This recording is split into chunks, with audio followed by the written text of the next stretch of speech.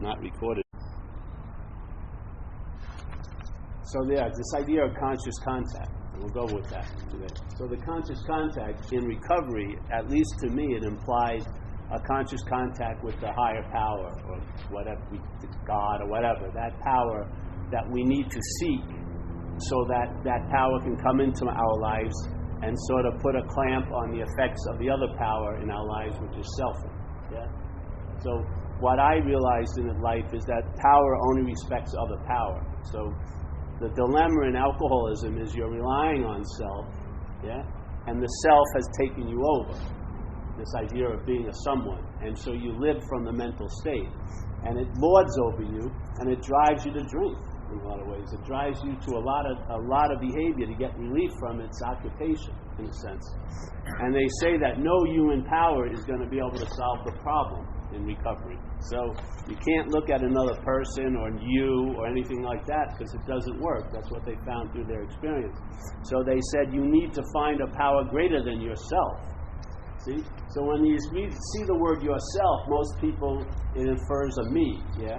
Oh, yourself, meaning me. No, I like to see it yourself.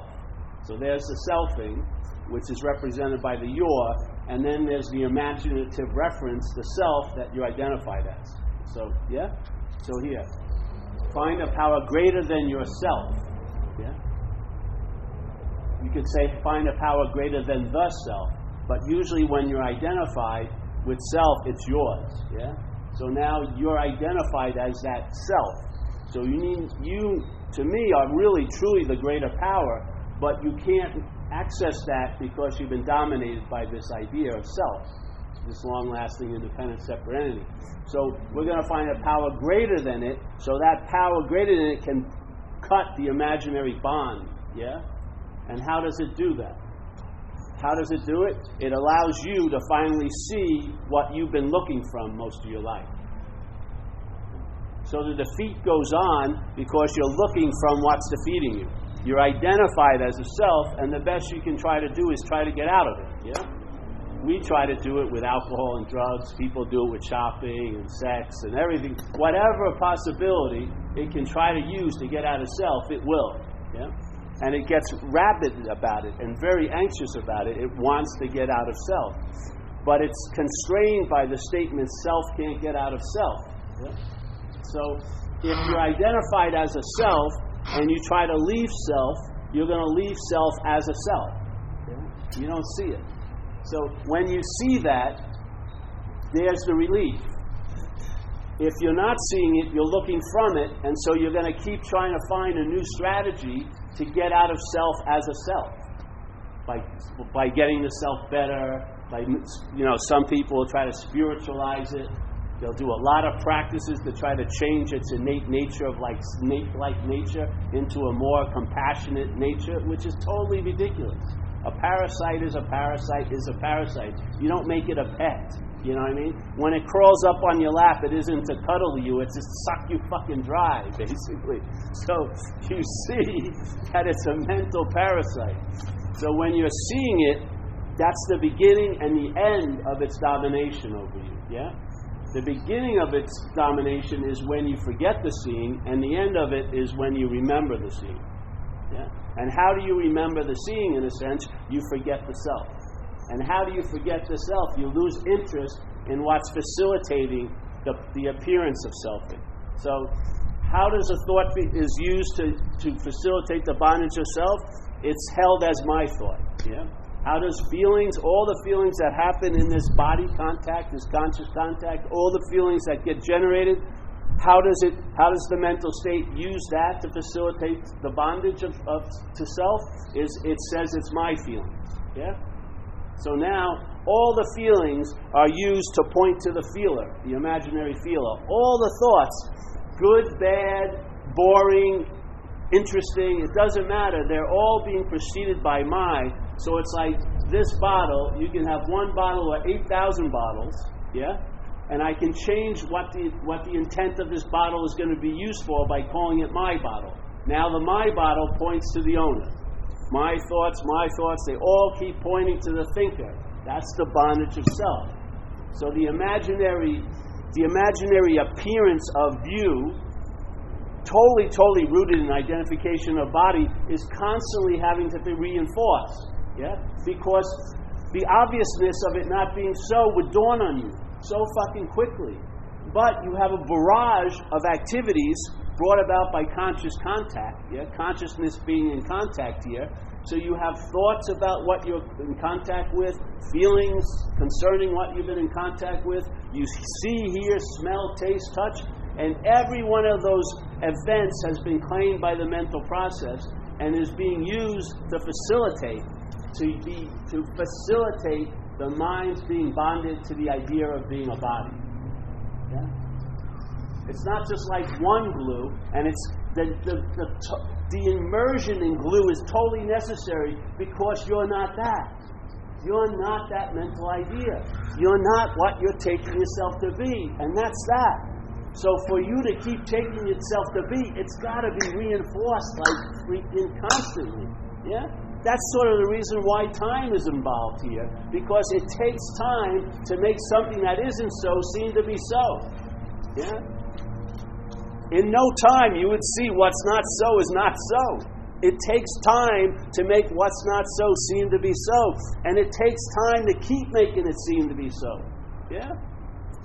It can't stand on its own. So it needs to be propped up. And so the mental process is using the conscious contact, which is the basis of the experiential event called living. It's using that to facilitate, all the while we're in the experience realm, it's using it to facilitate that we're dominated by a mental realm. So now, like I shared at a meeting of recovery last night, when I was a kid, I just run into a room, a little kid, and then after about 5 or 6, every room I've ever entered, it was accompanied with thought about who's in the room, what's going to happen, you know what I mean? Every event, after a while, every experience, the conscious contact was gone, and now there was a mental observation about it all day. Yeah? Ad nauseum. So you couldn't do a damn thing anymore without thinking about it. Where when you were young, you were doing a lot of shit with no thought. Yeah? Everything comes under, like, first, you got about 5 different accountants up there. Mental accountant, critic, did you accrue enough value? Then you got your movie critic, Ebert and Siskel in sadistic mode. Look at how stupid you look, whatever. And on and so you're hearing a cacophony of opinions coming about how it's going. You don't see the insanity of hearing it? Our interest and attention has been taken over and placed where we don't even want it to be. Most people who just want to go to sleep at night, and their mind it's obsessed with some fucking slight they thought happened at 11 o'clock at the coffee shop. That person got more cream than I did, or more fucking suds or whatever than I did. And it just keeps bringing it back. What does that mean that I got less suds? On and on. It's like mental vomiting, like projectile vomiting on things that aren't even happening right now. Just blah, blah, blah. Of course you're going to want to get loaded or do something, or fucking watch Die Hard 8, or, I mean, I have people come over, and if you just turn on the TV and it's just blank, they still look at it. Anything to get their head out of Jesus Christ, let me. Oh yes. When's the show start? Jeez. There's tons of clues that we're out to lunch. But we think it's an appointment to meet someone else. Oh, let's go out. Let's be out to lunch together. I don't know. Fine. If it's working for you, fine. But if there's I don't know, man. I was sharing yesterday, at recovery meetings. And, thank God my story hasn't changed. Like, we share basically our story based on how it was, what happened, and what it's like now. And thank God nothing has really changed in the basic story of it. And it's just a story. People who were at the same event would probably have a wholly different take than I come up, But I remember I always start with my golden years were between 2 and 4, yeah? And then it goes downhill from there. Because that's what it was like. I swear, a sense felt, I don't know if you'd call it a memory, it's more sensed. It was golden when I was young. Things were brighter, and there was much more smiling going on. And there was just a lot of feeling of, and I remember I wasn't walking around my house thinking my room was too small, or that my mother was fat. I just loved my mother. It didn't matter what she looked like, yeah? I wasn't desiring Gap clothes or Gap sunglasses. I wasn't, when I was playing, I never worried, will I be playing next week? Because time hadn't set up yet. Yeah? So the whole idea of getting into the moment was absurd because I hadn't entertained I could possibly be out of the moment. Yeah? So everything seemed a lot more simple, and what came along with that was like wonder and awe, spontaneity, and you would do shit without much thought. Almost none at all, most of the time. Take your clothes off, run around the backyard, then you might, hey, Paul, get in here. Oh, okay, now I've got to wear stuff all the time because it's wrong. And then you learn, and it's like you're just wet cement, and all these crazy, insane people are putting their imprints on you, and you're going to have to walk on that sidewalk the rest of your life, in some respects, yeah? So, what happened that I grew out of that? Because we did, didn't we? It seemed to. In time, it seemed like we grew out of it. And what happened? What got developed and what became the dominant influence? It was the mental state. So now, going to the baseball game wasn't about going to the baseball game. Who's going to see me when I'm out at the plate? I got to get a hit, It was a lot of fucking stress by the thought system. Or for some of us, like in my case, I was so afraid of rejection, my strategy is, well, don't try anything. If you don't, you will never fail if you don't do fucking a thing.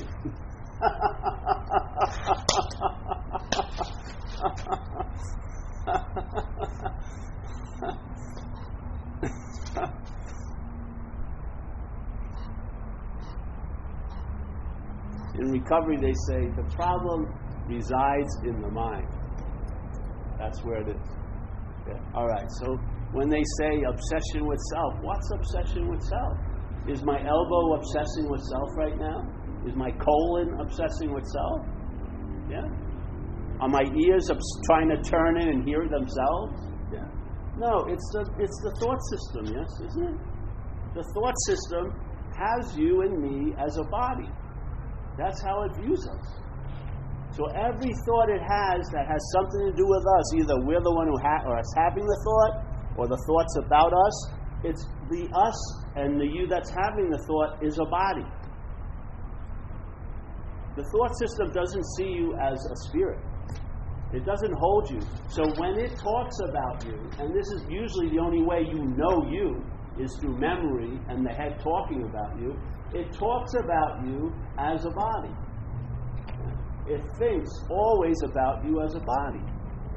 So if you're relying on that system, which is selfing, if you're relying on that, you're going to be taking yourself as a body. So the identification as a body will be the central reference of the whole system. That's why it's a failed system.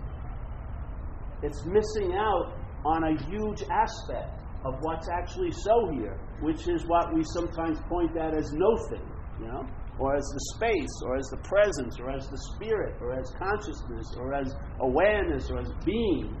But it doesn't grok that. It can only understand that conceptually based out of its own reference point. Yeah. It can't hold it as what it is. It can only hold it, and the only way it can hold it is by thinking about it and knowing it as what it thinks it is. That's not what it is. Yeah. So we, as what we are, gets made into an object to the thought system, and the thought system conceptualizes it, and it will now, let's say it will now ordain you to be spiritual because you have a big enough resume, you went to enough meetings and retreats, and you went to India. I must be spiritual if I went to India. Who the fuck would go to India if he wasn't spiritual? All this, and all right, you finally get convinced you're spiritual, but and it's just like an empty bag. What the hell is? There's no translation into an ease and comfort. You actually have another baggage now, but it's golden gloss. You know, that's the one bag you're not leaving at the baggage claim. I'm taking this. It's weighing you down.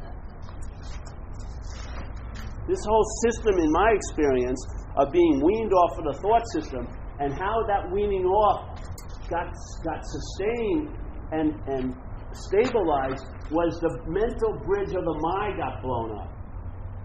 It had, don't lose the purpose, don't lose the point, don't get caught in the fucking trees, all the trees of thought. See the forest, and the forest is the mind, the being, the thinker. If you go right to that one thought, that's just the assumed one preceding all the other thoughts. If you see that maybe you're not that, what will you find out? I hope you do find out, but I'll tell you what I found out. You lose interest in the thoughts that come after the mind. With the mind not there, the interest doesn't get conveyed by the mind to the thought through the bridge of mind. You see the thought, and it's lost. You don't listen anymore to it. You just hear it, and it doesn't have the influence it used to have over you. Yeah? So you start traveling lighter. All right. Then it immediately drops into, let's say, the feelings. Much trickier. They seem more authentic than thoughts. Most people give them a lot more emphasis and relevance than thoughts, especially in the New Age. You know, live from your heart and this and that and that. Fine and dandy. All right, so here you go. But the mental state has already taken care of anything about that. It's claimed to be the feeler. Yeah? It's claimed to be the feeler. So there's this mental bridge that comes from mind, this thing called mind, and now you're the doer of the feeling somehow. If I wouldn't have done that, I wouldn't be feeling this way. Yeah? Now you become the arbiter, and it's under your jurisdiction feeling.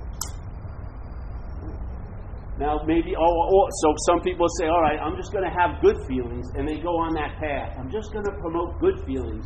I'm going to pray for others and practice metta and compassion. Fine and dandy, try your hardest, yeah? But the whole thing, that the feeling isn't the problem. The problem is being the feeler of it, yeah? Because it will identify you as something you're not through compassionate feelings just as well as through angry feelings. To it, all of it's glue. All of it can be used. Yeah? It's the mind. So if you see that you're not that, then the mind, the mental bridge drops because it was never there, and then you see feelings as feelings. Not see them as yours, because that's not seeing them. That's looking from a reference.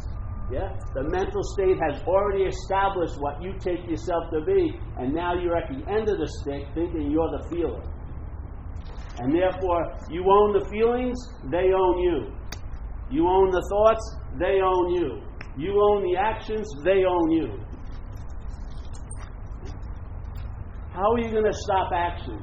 You're not running most of them. Your whole body is in involuntary action. You have no fucking say when you're going to take a shit usually. I predict 2016, October 12th, a huge shit at 2:30 p.m. in the afternoon. Oh, fucking you. Not Nostradamus of the porcelain world. It's not going to fucking happen. You have no say in the matter. But this whole assumption that they're my feelings, they're my actions, then you wonder why you get really fucking frustrated when it doesn't go your way. Because they're not taking orders from you. Yeah. You're just a mental supposition that comes after conscious contact that implies that it's before the conscious contact. So when nothing's happening, you still think you're there. You think you're the receiver of everything. You don't realize you arise at the same time as everything. And if some people say, just because you think you're outside of this place. Just because you can think about something means you're outside of it. You're not outside of any fucking thing. Yeah. As an appearance, you're in the content. You're not in a very high level point of the content. You're not in that little neighborhood in hell that's 2 degrees lesser than the other hell neighborhoods. Yeah? Yet you're not of the content. You're of what? Mind. Big M mind. The seeing of everything. or the seeing of very little. It doesn't matter. The same demonstration is available in one example or thousands of examples. Yeah? It's not the thought, it's the thinker. It's not the feelings, it's the feeler. It's not the actions, it's the actor. That's where the bonding is. Yeah? And we look at it and see it and tell the truth about it, yeah? And we're not in the outcome business. We just entertain possibilities, and you'll find out if you touched on a fucking authentic stone, because it will reverberate. Yeah? You'll know in your gut. Yeah? That's why in me, this I fell upon. I had an unspoken yes, and it's been proven to have been the last answer I've ever needed in this life. Just keep going back to the same well over and over again, over and over again, over and over again, over and over. The relationship doesn't get weakened and disconnected. You are that which you're seeking. You just give up all these assumptions that you could be farther away or closer to. It's all malarkey. What you are has never moved an inch out of what you are. And therefore, it doesn't need to move an inch closer to what you are. Just like when you were a kid and when you were playing, you were totally playing because you didn't have the distraction and the abstraction of time yet. You didn't think, will I be playing next week? Or this isn't as good as playing as last week. None of that was coming up, yes? How did that feel? Fucking freeing, yes?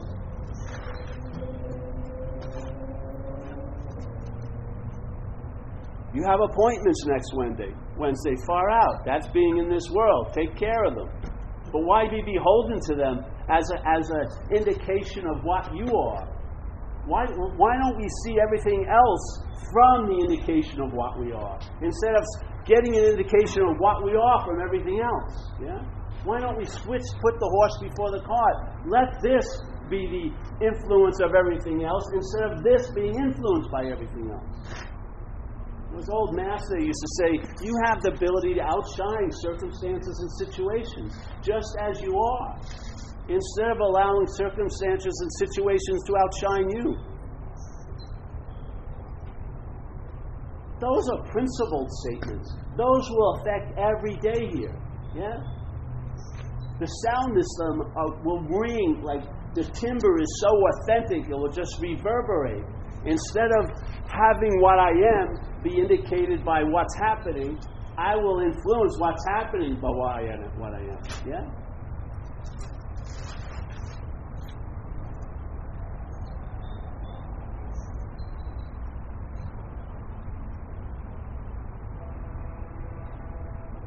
You sound like boats coming in.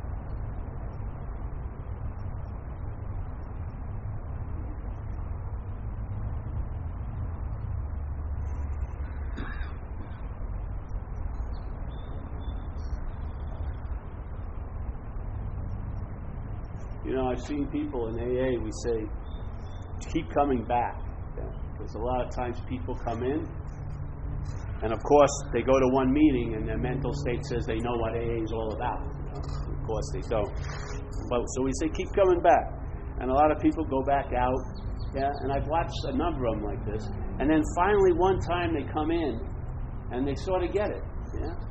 The meaning hasn't changed. The location of the meaning hasn't changed. The people that are there haven't changed, but their mind has changed. Yeah, through the repetition of coming back.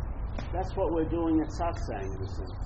We're allowing or holding the space so that something that can be lost in the activities of the day may be emphasized by sitting in the stillness. Yeah, so that it will make an impression on the mind. So the mind will start getting it. That, you know, instead of having to seek more impressions, it will see what's receiving the impression is what the message is. The message is, you are that. Yeah? The message is just being used to tickle something that it's already so. Then the message falls away, and you are that. Yeah? And then people go, well, I forget and stuff, and all right, do they really or don't they? Who cares? Let's forget about that. All right, well, there's another meeting on Wednesday. And then we knew what we were dealing with, so we made one on Saturday. So, you know, maybe if you had 4 days, you could really fuck things up. But 2 days, you should be able to manage somewhat. So, you know, come in on Saturday. and get reinvigorated again, and just keep on keeping on, and it's a very enjoyable event. Yet, yes. After a while, there's no need to impress. The mind makes the impression itself. Yeah. And then after a while, you stop, and the impression's indelible there. Yeah. The mind gets it. Then sometimes you'll start seeing. You'll start traveling lighter, and that's an indication you're onto something. Yeah.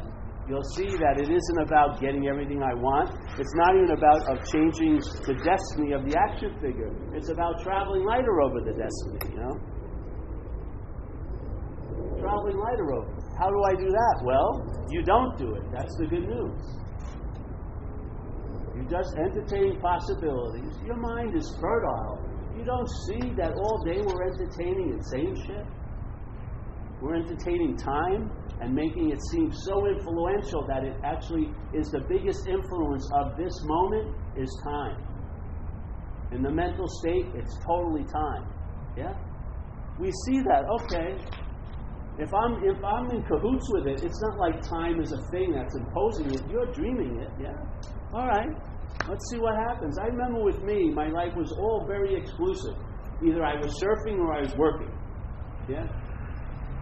Either I'm doing this or I'm doing that. Either I'm practicing spirituality or I'm in the world, It's got to be one way or the other. That was totally bogus. When it happened, when all these old ideas started dropping like that snake molting its skin, it became very inclusive. Everything, there's all these separate parts and you as a separate part observing them. This whole huge mix is going on, yeah? It's like you can have your cake and eat it too. And sometimes when you have your cake, you'll pass it on to someone else to eat it. So they can eat it too. You'll start holding the space without any effort or thought on your part.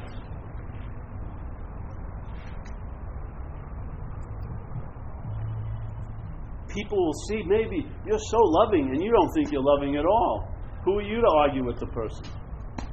All right, sure, that's how you see me. It's better than the way I see me. You're not constrained by the me that this is. You can see this as a you. You get a much better view from where you are than from here.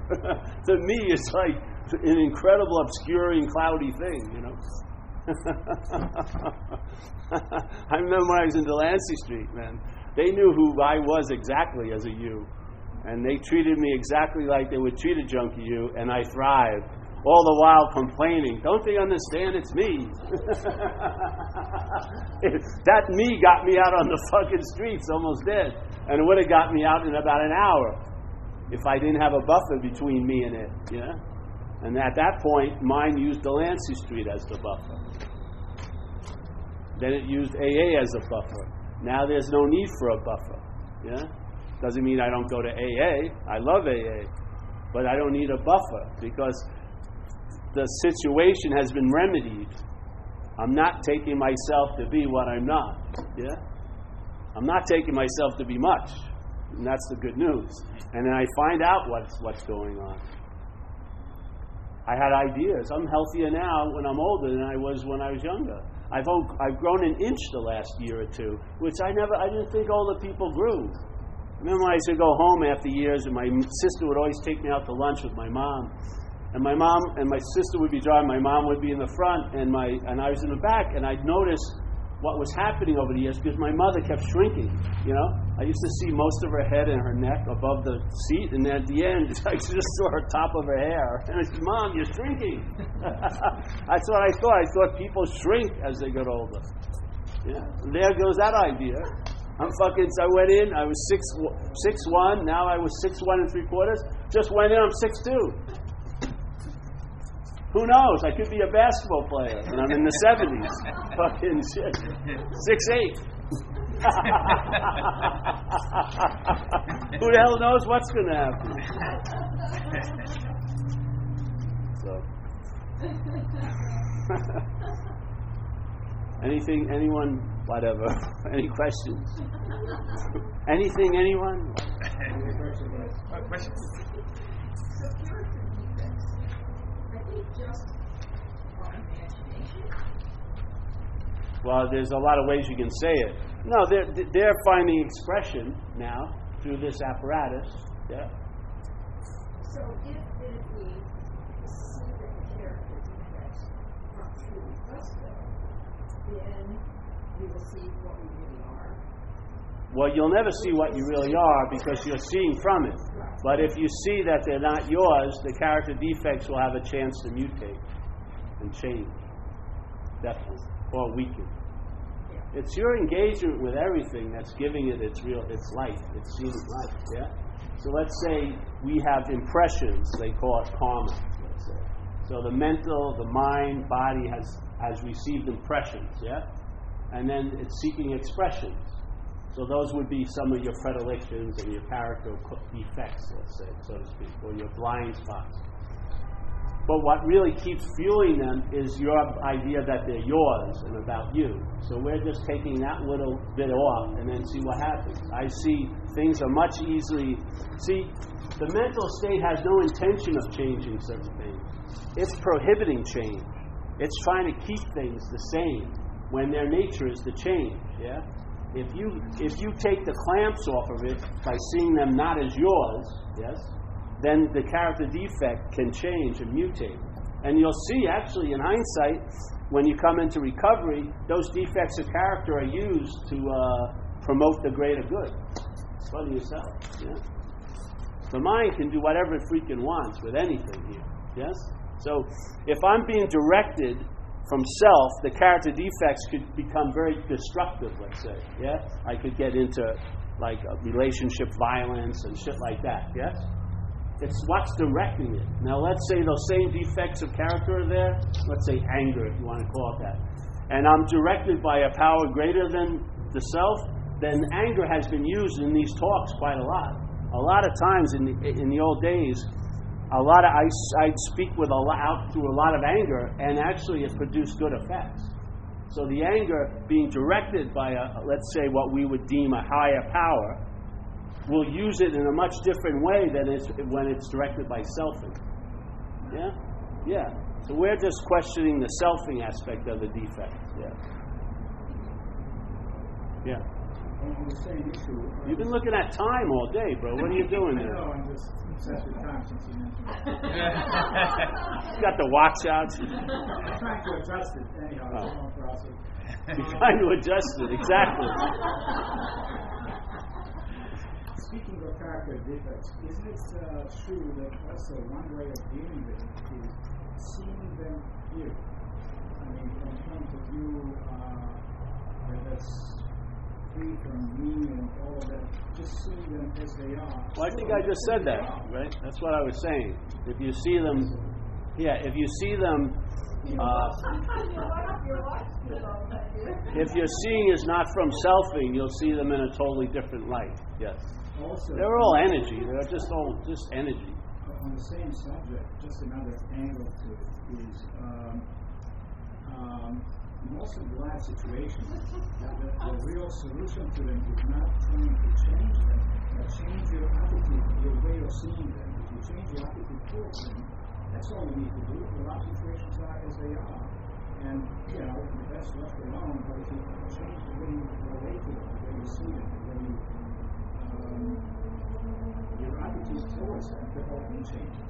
Exactly, and what I'm saying is, if you see the selfing as not you, everything has the possibility of change. Because now you're taking the most dominant influence over everything away, which is the selfing. Yes? Your mind is very powerful. Your mind precedes everything else. If it's being directed and focused through selfing, it's going to produce different effects than if you're seeing. Yeah? Hugely different. Hugely different. So that's all. So we don't even want to say about any promoting any change. That's just a byproduct. Just see what you're not. Yeah? Get weaned up by seeing what you're not, you'll lose interest in all that which facilitates that. Yeah? And then you'll find out what happens. And you'll see what Z was just talking about. You'll see that as an observation that has come to pass. You won't be seeing it as a strategy. You'll see that's how it worked out. Yeah? Something that was seen to be unbearable, when I change where I'm looking at it from, I make it okay, it becomes acceptable, that's the biggest prompt it can ever have for it to change. If I want it to change, it tends to become resistant to the change, yes? Because it's the selfing trying to manipulate something, and it tends to sort of be stubborn. It's like the cat doesn't want to wear a saddle, so to speak. It just doesn't. But just like they always just talk about butterflies, everything. If you come land on me, but if you just stop and do whatever, then it may land on you. Yeah, it's just one of those things. It's just you get little clues of how mind is. Yeah, but the whole difference is if I'm looking from selfing, character effects seem totally different than when I'm seeing them from seeing. Yeah, totally different. Totally different. They don't change at all because you give it the meaning they have. So let's say you have a defective character from selfing and you're thinking it's prohibiting you from getting what you want, your anger and this and that. So it's really bad, that I'm angry and I get angry. You're wedded to it in a way. If you see the seeing and then you see anger as energy, and when it's directed by self, it tends to present an expression of destruction or let's say dis-ease. If I surrender that anger, it may be used to facilitate great art. Look at punk music. Punk rock came from anger. People in recovery, a new meaning comes from getting resentful or angry at the people who are at the old meaning. So we decide to make a new meaning and do it a different way. Anger is like an emphasis for incredible art and writing and everything. So, or it can be incredibly violent and be like exploitive and abusive to others. Yeah, it's what's directing it. Yeah, that's all we're talking about. Start at the first primary point, and then if that changes, everything changes. It's like that first knot in the row of knots. Yeah, we were taught to work on all these other knots, and if we got them all loosened, one knot would be fine. Us. That hasn't panned out for most of us. Now we're questioning the first knot. When that first knot is seen not to be you, this idea of being a self, there's a thread that runs through all the other knots of life, and they loosen. Not with any intent to loosen them, just by having that one loosen, it begets that loosening on everything else because it is everything else. You're giving everything the meaning it has. You and I are the reality. And we're lending our reality or reality to things through identification as a thing. You don't need to know any more than that. See it and see if it validates itself by looking now at it. And you go, wow, that sure makes fucking sense. Sit back. The mind's going to reconfigure. The dreaming is going to change because you just pointed it out to the dreaming. And the dreaming goes, oh yeah, you did it. Instead of being all the way down the line on a consequential level, arguing for this and trying to move this one inch, I'm going to make her into an urban renewal project. I want to make her the perfect girlfriend. That's how I see it. Yeah, or like this. Instead of doing that, you let go of all this stuff. Yeah, all the managing control, and guess what? Things go better. That's it.